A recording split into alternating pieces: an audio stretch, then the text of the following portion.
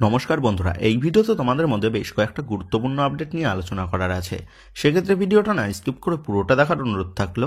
আর তোমরা যারা চ্যানেলে প্রথমবার এসেছো তারা কিন্তু অবশ্যই ভিডিওতে লাইক দিয়ে চ্যানেলটা সাবস্ক্রাইব করে দিও, কারণ তুমি কিন্তু এখানে তোমার প্রিয় দলের সমস্ত রকম খেলার খবর সবার আগে পেয়ে যাবে। তো চলো আর দেরি না করে আজকের ভিডিওর মেন টপিকগুলো নিয়ে আলোচনা শুরু করা যাক। তো সবার প্রথমেই যদি গতকালের ম্যাচ নিয়ে আলোচনা করা যায়, তো গতকাল আইএসএল এর ম্যাচে মুখোমুখি হয়েছিল Odisha FC versus Mohammedan sporting.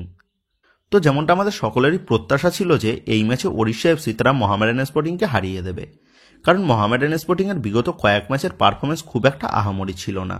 Plus Odisha FC তারা চাইবে এই ম্যাচ থেকে জয় তুলে নিয়ে আইএসএল এর টপ 6 এর ফাইটে টিকে থাকতে। তবে গতকাল ওড়িশা এফসিকে জয়ের মুখ দেখার থেকে আটকে দিল কিন্তু মোহামেডান স্পোর্টিং। তো গতকালের ম্যাচটা গোলশূন্যভাবেই শেষ হয়, যেটা হয়তো কেউই এক্সপেক্ট করতে পারেনি ম্যাচের শেষ মিনিট পর্যন্ত। গতকালের ম্যাচে ওড়িশা এফসি দলের প্রধান বিদেশি মিডফিল্ডার হুগো বোমস না থাকায় ওড়িশা এফসি দলের খেলাটা কিন্তু তেমন একটা জমাট বাঁধতে পারেনি। গতকালের ম্যাচে ওড়িশা এফসি মাত্র 3টে শর্ট অন টার্গেটে বল রেখেছিল। অপর দিক দিয়ে মোহামেডান স্পোর্টিং এর কথা বললে, গতকালের ম্যাচে মোহামেডান স্পোর্টিংকে কিন্তু বেশ দারুণ ছন্দে দেখা গেছে, যেখানে গতকালের ম্যাচে 18টা শটের মধ্যে 2টো শর্ট অন টার্গেটে বল রেখেছিল কিন্তু মোহামেডান স্পোর্টিং। তো এই মরশুমে মোহামেডান স্পোর্টিং দলে একজন কোয়ালিটির ফরেন স্ট্রাইকার না থাকায় মোহামেডান স্পোর্টিং তারা কিন্তু অনেক ম্যাচেই জয়ের কাছে থেকেও জয় তুলে আনতে পারেনি। তো আশা করব আগামী মরশুমে মোহামেডান স্পোর্টিং তারা একটা ভালো দল গঠন করে তারা নিজেদের চেনা ছন্দে মাঠে ফিরবে। তো গতকাল ওড়িশা এফসি তারা মোহামেডান স্পোর্টিং এর কাছে ম্যাচ হেরে এই মরশুমে টপ 6 এর রাস্তাটা কিন্তু তাদের কাছে বেশ খানিকটা কঠিন হয়ে পড়ল। অপর দিক দিয়ে আবার ওড়িশা এফসির হারের জন্য টপ 6 এর লড়াই কিন্তু একটু হলেও সুবিধা পেল বাংলার আর এক দল ইস্ট বেঙ্গল। তো ইস্ট বেঙ্গলের এই মৌসুমে টপ 6 এ কোয়ালিফাই করার সমীকরণে ওড়িশা এফসিকে পয়েন্ট হারাতে হতো, আর ওড়িশা এফসি তাদের শেষ 2 ম্যাচে 5 পয়েন্ট হারিয়ে টপ 6 এ এসে ইস্ট বেঙ্গলকে একটু বাড়তি অক্সিজেন যোগালো, সেটা কিন্তু বলাই যায়। সেক্ষেত্রে এখন এটাই দেখার বিষয় হবে এই মৌসুমের পয়েন্টস টেবিলের 6 নম্বর পজিশনে কোন দল শেষ পর্যন্ত কোয়ালিফাই করে। তো যাই হোক, এবার নেক্সট আপডেটটা বেরিয়ে আসছে ইস্ট বেঙ্গল দলের প্রধান ইনভেস্টর তথা ইমামিকে নিয়ে। তো 2022 সালে ইস্ট বেঙ্গল দলের প্রধান ইনভেস্টর হিসেবে যোগ দেয় জনপ্রিয় ব্র্যান্ড ইমামি। ইস্ট বেঙ্গল দলে যোগ দেওয়ার পর ইমামির তরফ থেকে বলা হয়েছিল, যদি তাড়াতাড়ি যেতে চাও তাহলে একা চলো, কিন্তু যদি অনেক দূরে যেতে চাও তাহলে একসাথে চলো। তবে এবার হয়তো ইস্ট বেঙ্গলকে রাস্তায় একা ফেলেই চলে যেতে পারে ইমামি। ইমামি ইস্ট বেঙ্গল ক্লাবে ইনভেস্ট করার পর শুধুমাত্র সুপার কাপ জয় ছাড়া আর কিন্তু তেমন কোনো সাফল্য আসেনি ইস্ট বেঙ্গলের হাতে, যার ফলে লাগাতার ব্যর্থতার জন্য ইমামি ম্যানেজমেন্টের তরফ থেকে নতুন সিদ্ধান্ত কিন্তু আসার একটা জোর গুঞ্জন শোনা যাচ্ছে। এই মৌসুমে আইএসএল এখনও পর্যন্ত টপ 6 এর আশা জিইয়ে রেখেছে ইস্ট বেঙ্গল দল। তবে শেষ পর্যন্ত টপ 6 এ ইস্ট বেঙ্গল কোয়ালিফাই করতে পারবে নাকি, তার জন্য কিন্তু জয়ের পাশাপাশি অন্য দলের উপরও ভরসা রাখতে হবে ইস্ট বেঙ্গল দলকে, যার কারণে এই মৌসুমে টপ 6 এ ইস্ট বেঙ্গলের কোয়ালিফাই করার সম্ভাবনা কিন্তু এখন 50-50। তবে যেমনটা খবর, এই মৌসুমের আইএসএলে ইস্ট বেঙ্গল দল টপ 6 এর জন্য কোয়ালিফাই করতে না পারলেও ইস্ট বেঙ্গল দল তারা যদি তাদের এএফসি টুর্নামেন্টে ভালো ফলাফল করতে পারে, তাহলেই কিন্তু ইমামি ম্যানেজমেন্ট তারা আগামী মরশুমে ইস্ট বেঙ্গল দলের মূল ইনভেস্টর হিসেবে বিনিয়োগ করবে। আর যদি এএফসিতে ইস্ট বেঙ্গল দলের পারফরমেন্সটা আহামরি না হয়, মানে এএফসি থেকে যদি ইস্ট বেঙ্গল দল ছিটকে যায়, তাহলে কিন্তু আগামী মরশুমে মূল ইনভেস্টর থেকে সরে এসে শুধুমাত্র স্পন্সর হিসেবে ইস্ট বেঙ্গলের সাথে যুক্ত থাকতে পারে ইমামি ম্যানেজমেন্ট।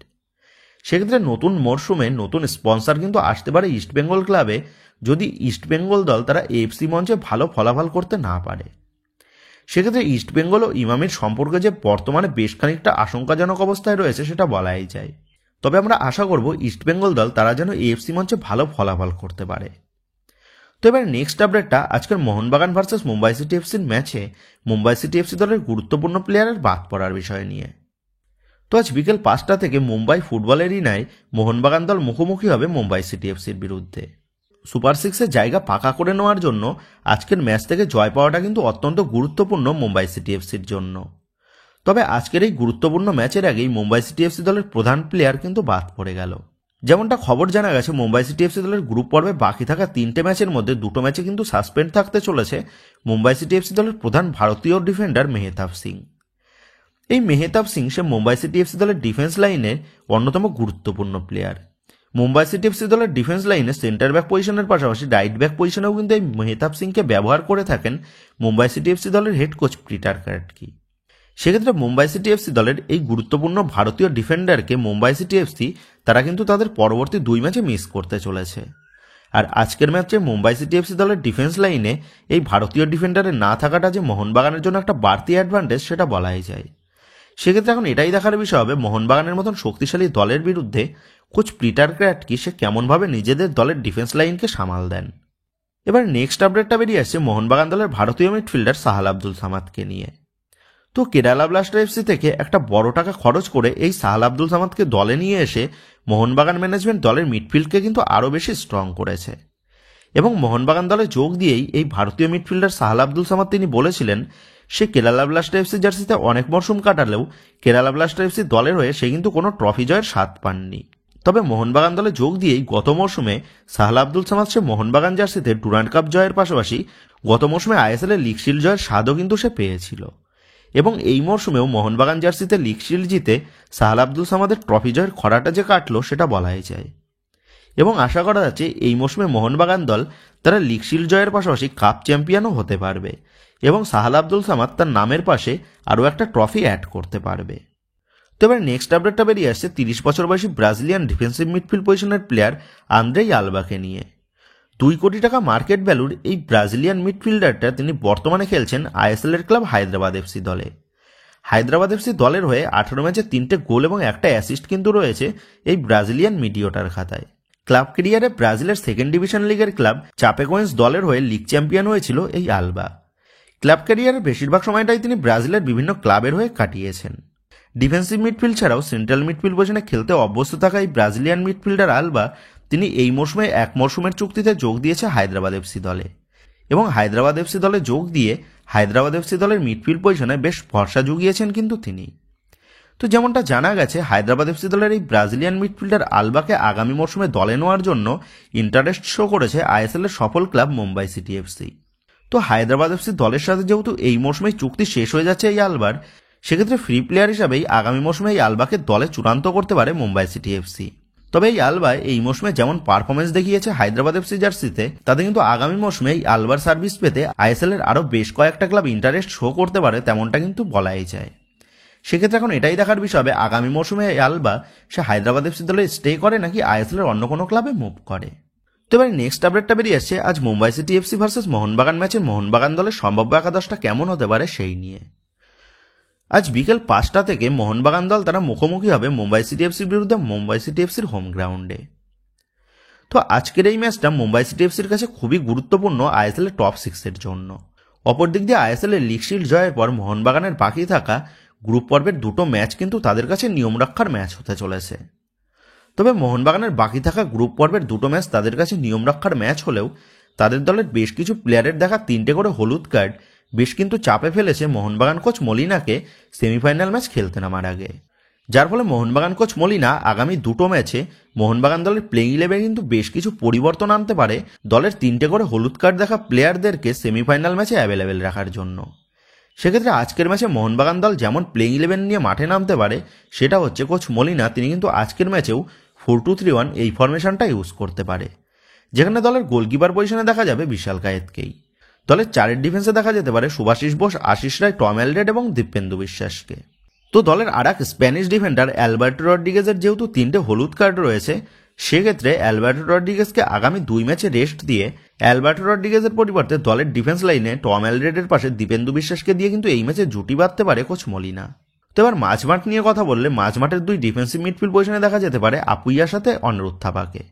তো আপুইয়া এবং দীপক টাংরি দুজনেরই যেহেতু 3টে করে হলুদ কার্ড রয়েছে, সেহেতু দীপক টাংরি এবং আপুইয়া এদের মধ্যে যে কোনো একজনের সাথে এই ম্যাচে অনিরুদ্ধ থাপাকে দিয়ে জুটি বেঁধে মোহনবাগান দলের মিডফিল্ডে কিন্তু ইউজ করতে পারে কোচ মলিনা।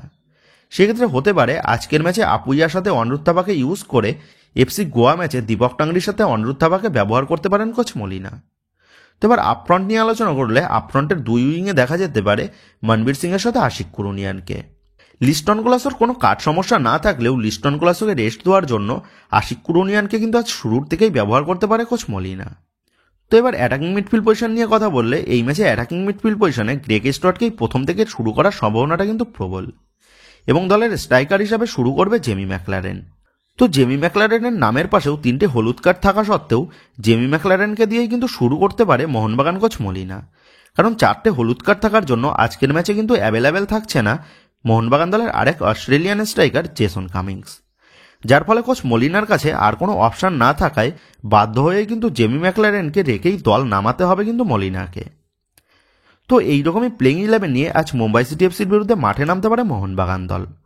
তো বন্ধুরা, তোমাদের মতে আজকের ম্যাচে মোহনবাগান দলের প্লেইং 11 কী হতে পারে এবং আজকের ম্যাচের ফলাফলই বা কী হতে পারে বলে মনে হচ্ছে, এই বিষয়ে তোমাদের মতামতটা অবশ্যই নিচে কমেন্ট করে জানিয়ে দিও। তো বন্ধুরা, এই ভিডিওতেই গুরুত্বপূর্ণ আপডেট করা নিয়েই তোমাদের মধ্যে আলোচনা করার ছিল। তো আশা করি ভিডিওটা তোমাদের ভালো লেগেছে।